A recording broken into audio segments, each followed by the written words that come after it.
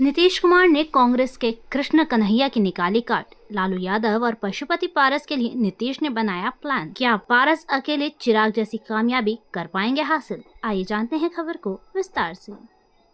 मुख्यमंत्री नीतीश कुमार की योजनाओं के जरिए किसी खास वर्ग या जाति को प्रभावित करना उनकी राजनीति की पुरानी शैली रही है। बिहार विधानसभा चुनाव 2025 से पहले नीतीश कुमार ने इसलिए युवा वर्ग को अपने पाले में करने विभिन्न विभागों में नौकरियों की बरसात कर दी।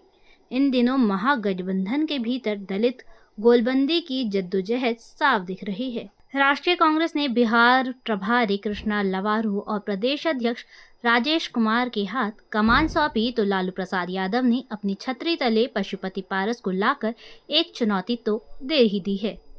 राष्ट्रीय लोक जनशक्ति पार्टी के अध्यक्ष पशुपति पारस ने अकेले चुनाव लड़ने का फैसला कर यह तो अपरोक्ष रूप से बता दिया कि उनकी भूमिका वही होने वाली है जो साल 2020 के विधानसभा चुनाव में चिराग पासवान ने निभाई।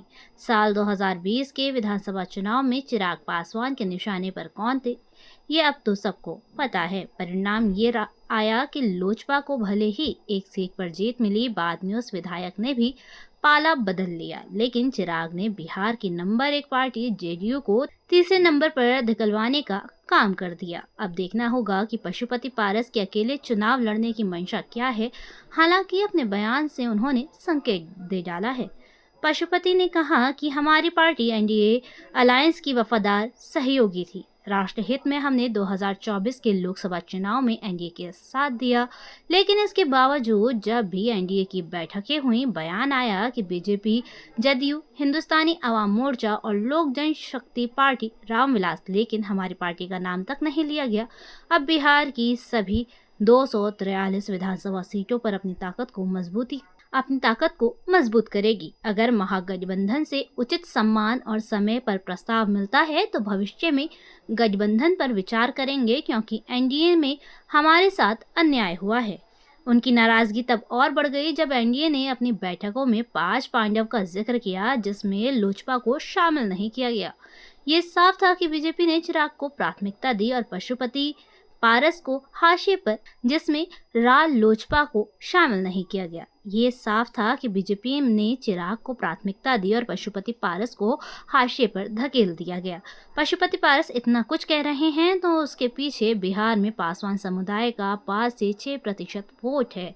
पारस इस जाति के जितना भी वोट हासिल करेंगे उससे एनडीए को नुकसान होगा। वहीं दूसरी ओर कांग्रेस के बिहार प्रभारी कृष्ण लवारू और प्रदेश अध्यक्ष राजेश कुमार के निशाने पर दलित वोट है। वैसे भी राहुल गांधी के निशाने पर कांग्रेस के विरासत वाली वह वोट है जो नेहरू युग से कांग्रेस के साथ रहा, यानी दलित और स्वर्ण मत। कृष्णा, राजेश कुमार और कन्हैया से इस वोट को ज्यादा से ज्यादा हासिल करने का लक्ष्य है। अब ये तो समय बताएगा कि आगामी विधानसभा चुनाव में राहुल की नीति कितना सही हुई। इसलिए नीतीश कुमार ने अपने प्लान डीएम यानी दलित मुस्लिम को एक्टिव कर दिया है। महागठबंधन की राजनीति की चाल समझ नीतीश कुमार ने बिहार की चुनावी बिसात पर सुविधाओं की बाजी खेल डाली है। इस बाजी के अनुसार इस साल मई के अंत तक राज्य के सभी अनुसूचित जाति जनजाति के सुयोग्य श्रेणी के परिवारों को घर बनाने के लिए जमीन मिलेगी। इसके लिए सरकार की ओर से सोमवार को अंबेडकर समृद्ध सेवाएं अभियान शुरू की गई है। अभियान के दौरान राज्य के सभी अनुसूचित जाति एवं अनुसूचित जनजाति टोले में प्रत्येक सप्ताह बुधवार और शनिवार को शिविर आयोजन कर ये लाभ दिया जाएगा। धन्यवाद।